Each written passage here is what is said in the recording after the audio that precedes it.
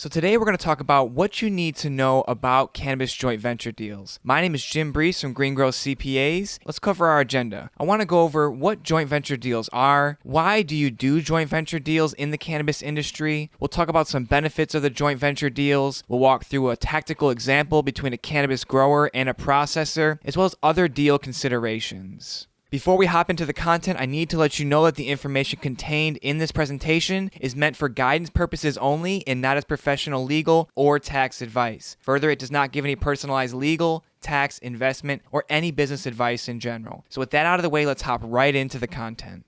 In the past, we discussed pros and cons of franchising as a strategy for expanding your cannabis business, but today, again, we want to cover cannabis joint venture deals. So a joint venture is when two or more business entities enter into an enterprise agreement for the purpose of advancing a specific project or business activity. So put simply, joint ventures fit three criteria. First, they're separate companies that have a shared business interest. Number two, that have some kind of ownership stake in that shared interest. And number three, they agree to share income and expenses of the joint venture. And as you well know, it's incredibly difficult to establish yourself and grow in this extremely competitive cannabis market. So a joint venture might be the best way to gain a foothold in a new city or reach a new customer base or add a new product line to your existing inventory. So let's go over the benefits of a joint venture. Now, there are some great reasons to develop a joint venture with another cannabis operator. So first and foremost, a joint venture can grant you access to new markets and new distribution markets quickly. You're going to leverage existing relationships to get ahead in this relatively new industry, where building a network takes a lot of time and a lot of effort and a lot of legwork. And by gaining access to new opportunities in the market, you're giving your company the ability to grow faster and generate bigger profits quickly. A second benefit to entering into a joint venture is the opportunity to share risks and liabilities with a partner. It's really tough to take on all these liabilities and these risks and these kind of scary things of business all by yourself, so you can spread that risk out. It makes you feel a little bit more at ease. Now, working together helps you to align incentives and get your team working towards a common goal. When a joint venture works best, both partners are tied together with financial and product quality objectives. The incentive to succeed is higher and the risk for each entity is much, much lower. Next, joint ventures offer access to greater resources you may not be able to reach while working as a solopreneur. By sharing resources, your companies are able to complement each other in new ways. So find a partner with specialized staff, specialized technology, finances that would otherwise take you years to attain. And joint ventures offer security of not having to build everything on your own. It's really tough to start a business, period, but having to do it all on your own is such a heavy weight and a heavy burden. You can turbo boost your productivity and get to market faster by sharing expertise, knowledge, and resources with a business that has reciprocal qualities to yours. A final key benefit to joint ventures are that these agreements tend to be less formal than other contracts. A joint venture can be a temporary agreement, meaning that you're not really married to your cannabis partner for life. The deal is flexible, and if it goes well, hey, you can opt into something more official. A joint venture is defined by the fact that both partners retain their individual identities and their intellectual property. So you don't have to worry about your brand going to someone else and they can parlay it into, whatever other venture they want to go in without including you in that venture. And if the venture doesn't work, the one that you're working on with this person, you can still walk away with little exposure to any risk. Now let's walk through an example with a cannabis grower and processor. Now, how does a joint venture really work in practice? All right, so here's a scenario where a cannabis grower with wholesale biomass and a cannabis processor enter into a mutually beneficial joint venture together. So in this example, a grower has trim after they harvest their flower or their buds. Now, normally they would sell this directly to a processor at $100 a pound. Now, while that's a great deal, further research by the grower shows that,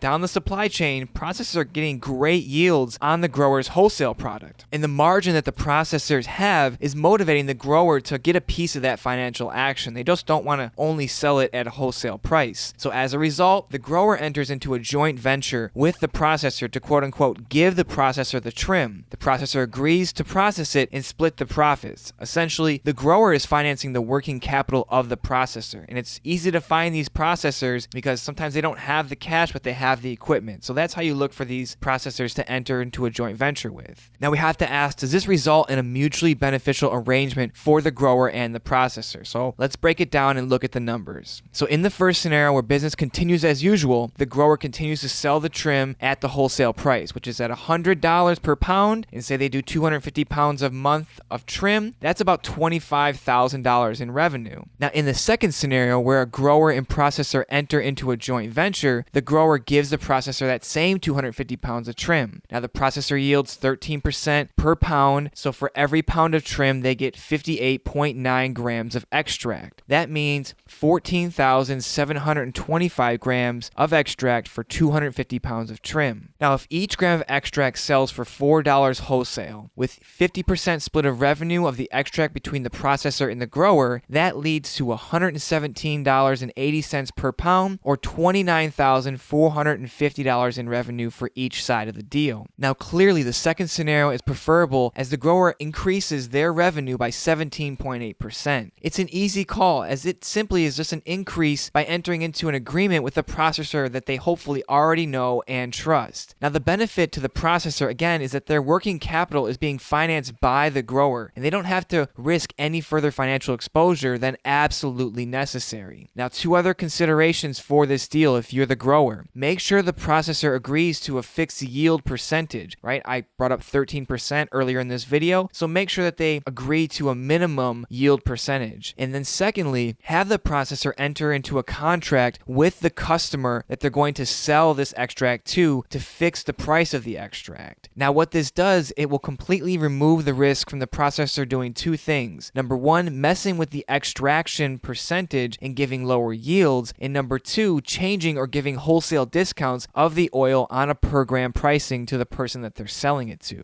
Now let's quickly cover some considerations before jumping into a joint venture, no matter what vertical of the cannabis industry that you're in. So first and foremost, make sure your profit split is fair for both parties.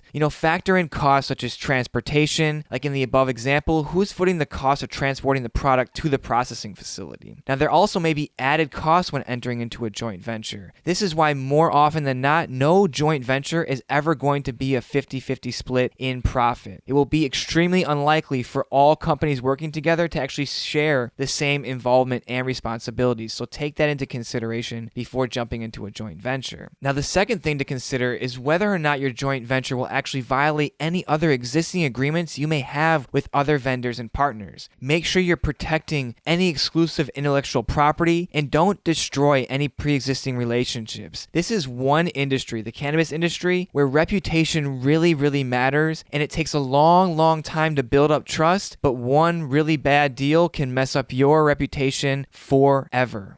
Now next, when you enter into a joint venture, clearly delineate who will be paying the taxes. Make sure you reach out to a CPA who knows the regulations and who has brokered these deals before you enter into the JV so that each party is paying their fair share of the tax bill. Another important thing to do when you're entering into a joint venture agreement is to set milestones and goals so that you know what success looks like when you have to revisit the terms of your joint venture agreement. Lastly, agree on a proper timeline to revisiting the terms or discussing whether or not you want to continue your joint venture. Get help from a lawyer who is familiar with the cannabis space when drafting your joint venture agreement. Don't just do a gentleman's handshake on this agreement because you have little to no recourse if things do go sideways or if you have a disagreement with your joint venture partner. So if you need help with structuring the finances and taxes of your joint venture deal, then please reach out to GreenGrowth CPAs today by calling to our website at greengrowthcpas.com or give us a call at 800-674-9050. Thank you again for listening. Have a great day and we'll talk to you soon.